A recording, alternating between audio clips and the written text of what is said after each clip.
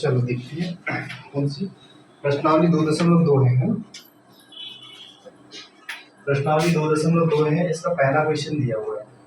क्या दिया है पहला क्वेश्चन? निम्नलिखित पर बहुपद कितना दिया है? 5x माइनस 4x स्क्वायर और प्लस 3 है ना।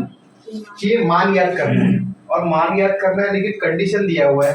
सबसे पहले दिया है पहले नंबर में x बराबर 0 पर, दूसरा दिया है x बराबर -1 और तीसरा दिया है x बराबर 2। तो अपन क्या कर लेते हैं, इसके तीनों क्वेश्चन एक साथ कर लेते हैं। क्या है? पहला दिया हुआ है x बराबर 0, दूसरा दिया है x बराबर -1, ये थर्ड दिया है 2 प्लस का 2 है। ठीक है, चलो ये क्या है अपना? ये px है, लिख सकते हैं ऐसे px बराबर कितना? 5x minus 4x square plus 3 जी, लिख सकते हैं। अब जब x बराबर 0 रखेंगे तो p0 जहां जहां x है वहां 0 की, तो कितना हो जाएगा? p0 5 into 0 माइनस 4 into 0 का स्क्वायर प्लस 3 कितना हो जाएगा? 5 into 0 0 माइनस 0 का स्क्वायर 0 होता है और 0 into 4 कितना हो जाएगा? 0। तो यहाँ डायरेक्ट कर दो क्या? ये 0 हो जाएगा और प्लस 3। यहाँ पर देखो ये 0 का कोई रोल नहीं है, प्लस का 3 रहेगा। तो p0 का मान कितना आ गया? 3। समझ में आया क्या? इसको देख लेते हैं भाई। px कितना है? 5x माइनस 4x स्क्वायर और प्लस 3। p -1 कितना हो जाएगा?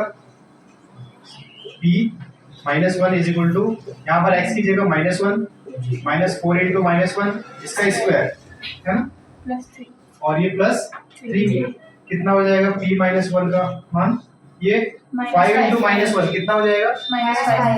-5। यहाँ पर देखो, यहाँ पर थोड़ा सा ध्यान देना। -1 का स्क्वायर करोगे तो सम की घात जब होती है तो माइनस प्लस में बदल जाता है ना। मतलब -1 into -1 कितना हो जाएगा? +1। यहाँ पर 1 लिख दें, प्लस 3 कितना हो जाएगा? -5 -4 और ये प्लस 3। p -1 की वैल्यू आ गई। कितना हो जाएगा? यहाँ पर देखो सबसे अच्छा सॉल्यूशन ये होता है कि पहले माइनस वाले को कैलकुलेट कर लो। कितना हो जाएगा? -5 -4 कितना हो जाएगा? -9 हो जाएगा। समान चिन्ह होते हैं तो संख्याएं जुड़ती है और चिन्ह वही लगता है जो है, ठीक है, प्लस 3 हो जाएगा। यहाँ पर देख लो, अब असमान चिन्ह है तो बड़ी संख्या के सामने जो चिन्ह रहता है वो लगता है ना। यहाँ पर p -1 कर देते हैं, माइनस लगेगा क्योंकि 9 बड़ी संख्या है ना, और यहाँ पर माइनस, और ये दोनों का अंतर देखते हैं। समान चिन्ह है तो जुड़ेंगे, असमान चिन्ह है तो घटते हैं। ठीक है, कितना हो जाएगा? ये 6। मतलब ये p -1 की वैल्यू कितनी आ गई? 6। और यहाँ पर ये 3। ठीक, यहाँ पर देख ले px का मान कितना है? 5x minus 4x square plus 3। p2 किसके बराबर है? 5 into 2 minus 4 into 2 square plus 3।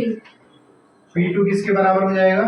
5 दूनी 10 हो जाएगा, माइनस यहाँ पर 2 का वर्ग कितना होता है? 4 और ये 3, ये कितना हो जाएगा? 16। 4 तो 16 और प्लस का 3। ठीक है, p2 का मान हो जाएगा, यहाँ पर देखना है, मैंने बोला है प्लस वाले को पहले कैलकुलेट कर लो। 10 और 3 कितना हो जाएगा? 13 और माइनस 16 कितना हो जाएगा? माइनस का 3। ठीक है, ये इसका सॉल्यूशन हो जाएगा। समझ में आया क्या? है ना? इसको आप नोट कर दो तीनों को।